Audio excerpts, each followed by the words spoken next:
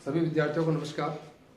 आज हम भूगोल प्रायोगिक विषय में बहुत ही महत्वपूर्ण इंस्ट्रूमेंट के बारे में आज अध्ययन करने वाले हैं।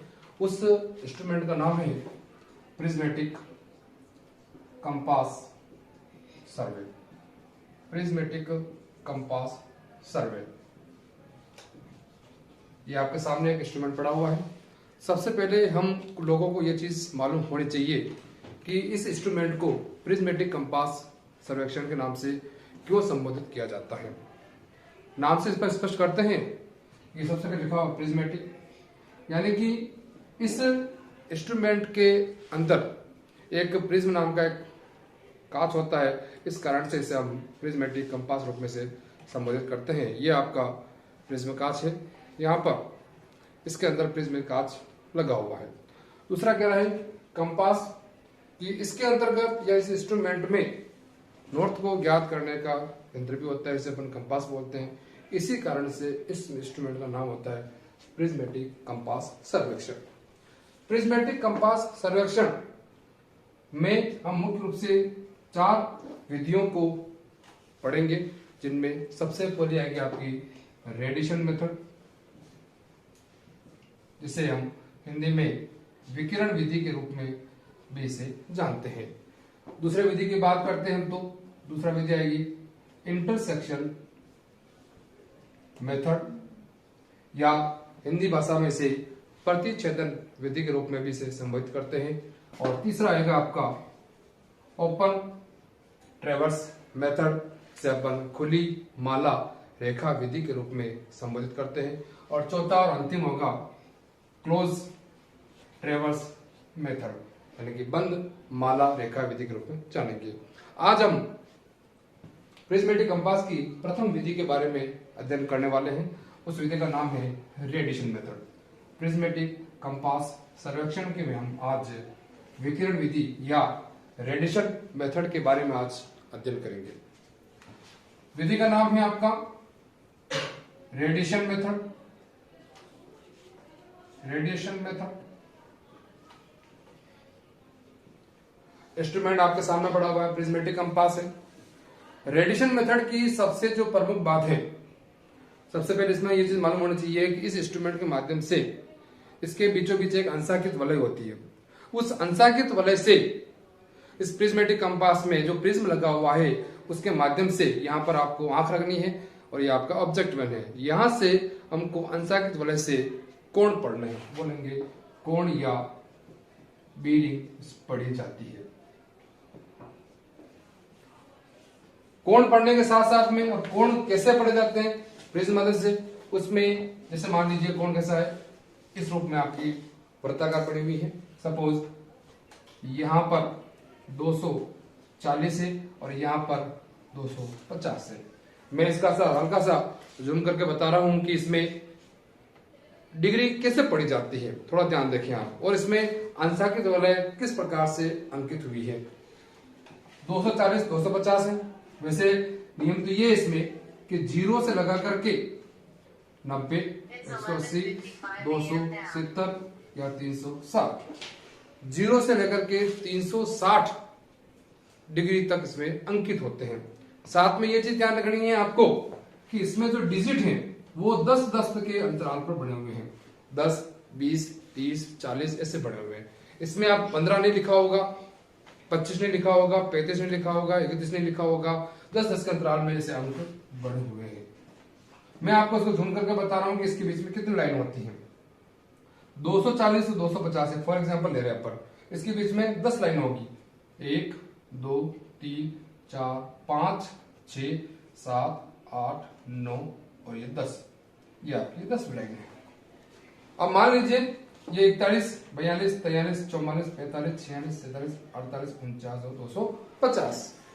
इसमें प्रिज्मेटिक कंपास के अंतर्गत जो न्यूनतम वैल्यू या न्यूनतम बीरिंग जो पढ़ते हैं वो पढ़ते हैं हम आधा डिग्री पढ़ते हैं, यानी 30 मिनट। 30 मिनट कैसे पढ़ेंगे, ये मान लो ये लाइन आ रही है आपकी, ये तो 1 डिग्री की हो रही है, ये भी 1 डिग्री की, ये भी डिग्री। इसके बीच में एक छोटी लाइन और होती है, ये छोटी लाइन इस प्रकार की होती है। ये छोटी लाइनें 30 मिनट को प्रतिशत करती है। 30 डिग्री नहीं, इसको 30 मिनट को।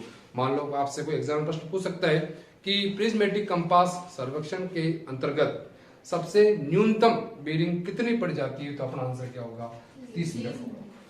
क्लियर।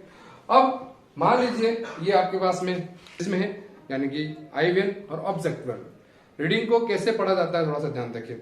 यहां से आपकी आंख रखनी है, यहाँ का ऑब्जेक्ट वेन, और इसके बिल्कुल पैरेलल मान लो कोई कॉर्नर है तो वहां पर आपको रेंज ग्रेड रखनी है। सबसे पहले अपना काम होगा ऑब्जेक्ट वेन, ऑब्जेक्ट और आई वेन तीनों को एक सीध में रखना है और आपको प्रिज्म से रीडिंग पढ़नी है। जब रीडिंग मान लीजिए इस रेखा पर आ रही है, इस रेखा को पढ़ना है अपन को। कोई सोचेगा सर मेरे को 240 दिख रहा है, कोई कहेगा सर 250 दिख रहा है, तो रीडिंग 250 240 नहीं है। आपको इसमें ऑब्जेक्ट वेन के अंतर्गत एक हॉर्स हेयर आपको नजर आ रहा होगा, उस हॉर्स हेयर और ऑब्जेक्ट के बिल्कुल पैरेलल आपको रीडिंग पढ़नी है।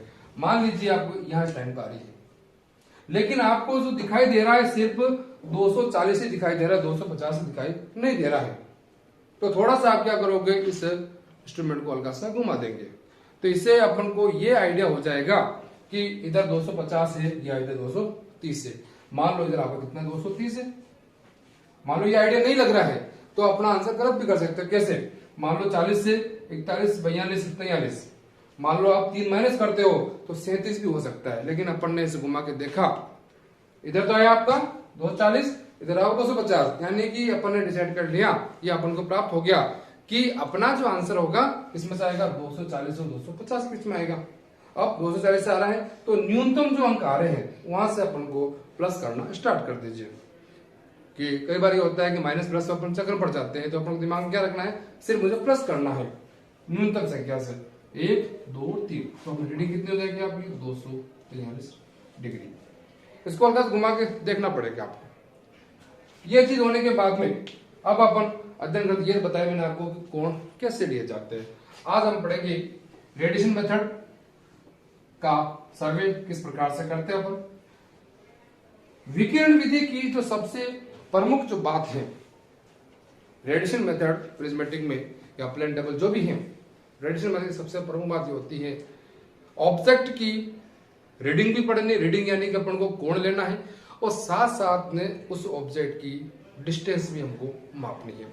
जैसे मान लीजिए कोई एक अपन, उससे पूरी एक चीज आपको मालूम होगी, आपने सर्वे किया होगा कि सबसे पहले सर्वे का मुख्य काम होता है उसका एक रफ स्केच बनाना। आप रफ स्केच उस प्लेन टेबल का जो या अपने मानचित्र का बना दोगे तो हम लोगों को ये आइडिया हो जाएगा कि अपना मानचित्र प्लॉट करने के बाद में ऐसा लगभग प्रतीत होगा। तो सबसे पहले मान लीजिए आपको एक बास्केटबॉल कोर्ट का एक मानचित्र बनाना है और रेडिएशन मेथड, और आप यहाँ पर खड़े हैं, ये आपका हैगा ए बिंदु, ये आपका कच्चा मानचित्र है, ऐसा बनाना है आपको।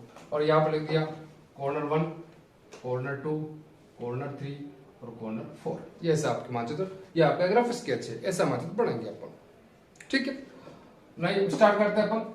रेडिएशन मेथड में मैंने दो चीज बताई है कि इसमें कोण प्लस प्रत्येक ऑब्जेक्ट की दूरी भी मापी जाती है, कोण भी ले जाते हैं और प्रत्येक दूरी भी मापी जाती है। और दूरी को अपन को मैक्सिमम चांस क्या करना है, मीटर में लेना, चाहो तो फीट में ले सकते हो, गलत नहीं है, लेकिन जनरल बात है हम लोग अधिकांश मात्रा में मीटर वाली इकाई का ज्यादातर प्रयोग करते हैं, वनिस्पत फीट और इंच के बारे में। तो आप मीटर वाली दूरी, तो इंच टेप में आपकी मीटर भी इकाई होती है और फीट की इकाई भी होती है, तो आप मीटर वाली ले लें। जैसे मान लीजिए ए बिंदु है, ए आपका स्टेशन है, ए से मेरे पास 4 ऑब्जेक्ट है, C1 C2 C3 C4, ये हो जाएंगे आपके ऑब्जेक्ट। उसके बाद जाएगी आपकी बेरिंग यानी कोण, और उसके बाद जाएगा आपका डिस्टेंस। बेरिंग्स ले लिए, C1 एक काल्पनिक अपन बेरिंग ले लेते हैं, C1 मान लीजिए ले लिया मैंने 45 डिग्री, कितना 45 डिग्री ले लिया। उसके बाद में C2 ले लिया मैंने लगभग 120 डिग्री ले लिया। C3 ले लिया मैंने लगभग 200 डिग्री आ गया। और C4 की बात करते हैं तो लगभग आपका 340 डिग्री। ध्यान रखें, आप अनुमानित भी लेवें तो 400 से ऊपर मत ले लेना, 400 डिग्री होती नहीं है, 360 डिग्री की होती है इसमें। मैंने कहा था क्या लेना है, कोण प्लस दूरी लेनी है। तो जब आप ए स्टेशन से C1 को देख रहे हैं, इस प्रकार से देखना है आपको, C1 का देखा, रीडिंग पढ़ ली है, साथ साथ में इसकी आप सेंटरिंग करोगे, सेंटरिंग से क्या मापनी, दूरी भी माप लेंगे। दूरी मान लिया आपने, मान लो 20 मीटर आ गए, इसकी मान लो 30 मीटर, इसकी मान लो 40 मीटर आ गए, और इसकी मान लो पुनः 20 मीटर आ गए। इसमें आई दूरी आपकी मीटर के अंदर है। ये अपने आपको जाना है फील्ड में, और ये प्रोसेस करके लानी है आपको। उसके बाद आरएफ होता है इसमें, आरएफ के माध्यम से ही हल किया जाएगा। जैसे मान लो आरएफ मान लो 1:200 आ रहा है, कितना, 1:200।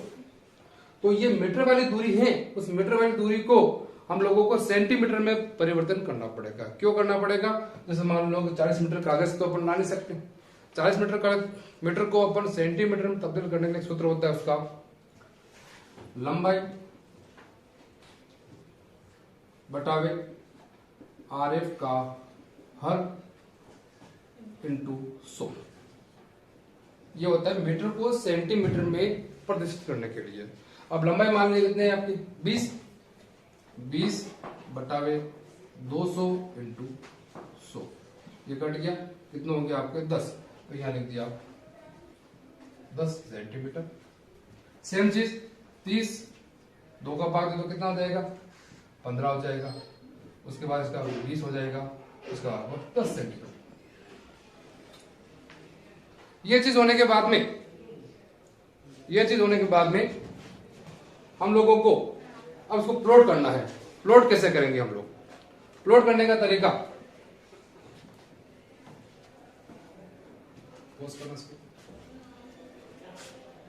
इसको हम प्लॉट करते हैं। यहां पर एक सिंपल कागज पर सबसे पहले अपन को एक प्लस का निशान लगाना है, या बढ़ाता हूं, प्लस का निशान लगाना है। इस प्लस का निशान लगाने के बाद में ये अपने पास में गोल चांदा होगा, गोल्ड, इसको इस पर प्लस पे रख देना। प्लस को जैसे हमने यहाँ आपको प्लस रख दिया, और एक में से ध्यान रखना है, जीरो हमेशा ऊपर रखना है, जीरो हमेशा ऊपर रखना है। मान लीजिए मैंने आपको इस प्रकार से रख दिया सेट करके। ये रखने के बाद में जो मेरे पास में कोण आ रहे हैं उन कोण को निशान लगा दीजिए। जैसे कि 45 का है, ये 45 निशान लगा दिया। उसके बाद 120 का आ रहा है, ये मैंने आपको निशान लगा दिया। उसके बाद 200 का आ रहा है, ये निशान लगा दिया। उसके बाद 340 का, ये निशान लगा दिया। अब मान लो और तो कोण नहीं है अपने पास, तो हटा दें इसको। ये हो गया, 4 निशान अपने पास में पड़े हुए हैं। अब सिर्फ निशान लगाने से ही काम नहीं होगा, क्योंकि मैंने बताया कि रेडिएशन मेथड के अंतर्गत बीरिंग के साथ साथ में क्या लेंगे अपन, दूरी भी लेंगे। अब दूरी 20 मीटर का कोई मतलब नहीं है अपना, इसको हटा दो। अब हमको सेंटीमीटर वाली काम करनी है। अब यहां से हम लोगों को, जैसे मान लो ये था आपका C2 था, ये आपका C1, और ये आपका C4, और ये आपका C3। यानी C1 के लिए दूरी कितनी है आपकी 30 मीटर, तो यहां से हम लोगों को एक 30 मीटर लाइन कर दी, सॉरी 15 सेंटीमीटर है आपकी। उसके बाद यहां से C2 के लिए आपकी 10 सेंटीमीटर लाइन ऐसे लाइन कर दी आपने। उसके बाद में C3 के लिए आ जाएगी आपकी लगभग 20 सेंटीमीटर आ गई, 20 सेंटीमीटर आ गई। उसके बाद यहाँ पर आ गई 10 सेंटीमीटर। अब क्या करना है, इनको आपस में मिला दो। ये सब लगभग अपन ने सोचा था कि ऐसा बनना चाहिए था। लगभग आपका मानचित्र इस प्रकार से बन जाएगा आपका, जो आपकी बिल्कुल डिग्री बिल्कुल एग्जैक्ट होगी तो मानचित्र बिल्कुल आपका इसी प्रकार का बनेगा। इसमें सबसे मुख्य बात ये ध्यान रखनी है आपको कि रेडिएशन मेथड के अंतर्गत दूरी प्लस बीरिंग दोनों लेने हैं, और दूरी को जो मीटर में आएगी उसको सेंटीमीटर में तब्दील करना पड़ेगा। उसका सूत्र होता है आपका लंबाई बटावे आरएफ का हर इंटू 100। ये चीज होने के बाद में हम लोगों को सीट पर कैसे प्लॉट करना है उसका ध्यान रखें आप। सबसे मुख्य बात, सीट पे कैसे प्लॉट करें। देखिए आप सीट पर बताने के लिए सबसे पहले जैसे मान लो ये आपका एक मानचित्र बन चुका है। यहाँ पर आपका ए बिंदु था, C1, C2, C3 और C4। सबसे पहले प्लान का नाम आ जाएगा कि आपने किस क्षेत्र का सर्वेक्षण किया है। सबसे पहले प्लान का नाम तो लिख देंगे आप, प्लान ऑफ दी जो भी है। जैसे मान लो बास्केटबॉल बोर्ड किया तो लिख दे बास्केट बॉल, ग्राउंड कोर्ट लिखेगा, बास्केटबॉल कोर्ट होता है, ध्यान रखें, बास्केटबॉल कोर्ट। क्षेत्र के बाद में हम लोगों ने किस इंस्ट्रूमेंट का उपयोग किया? अपने सामने कौन सा इंस्ट्रूमेंट है? Prismatic compass. इंस्ट्रूमेंट का नाम लिख दे, प्रिज्मेटिक कंपास सॉल्यूशन। और तीसरे नंबर पर लिखना है आपको इंस्ट्रूमेंट का नाम के बाद में लिखना है आपको मेथड का नाम। मेथड है आपका रेडिएशन मेथड, रेडिएशन मेथड। ये चीज करने के बाद में यहां अपन को नोट भी बना देना, मानचित्र बना होगा। उसके बाद में 1:200 के हिसाब से आपको एक स्केल भी ड्रॉ करनी है मानचित्र के लिए, क्योंकि सबसे मुख्य चीज आपकी स्केल भी होती है। स्केल भी आपको इस प्रकार से बनानी है, जो भी आप आओ। और यहां हो जाएगी अपना इंडेक्स हो जाएगा, जो भी बनाना चाहो आप ऐसे।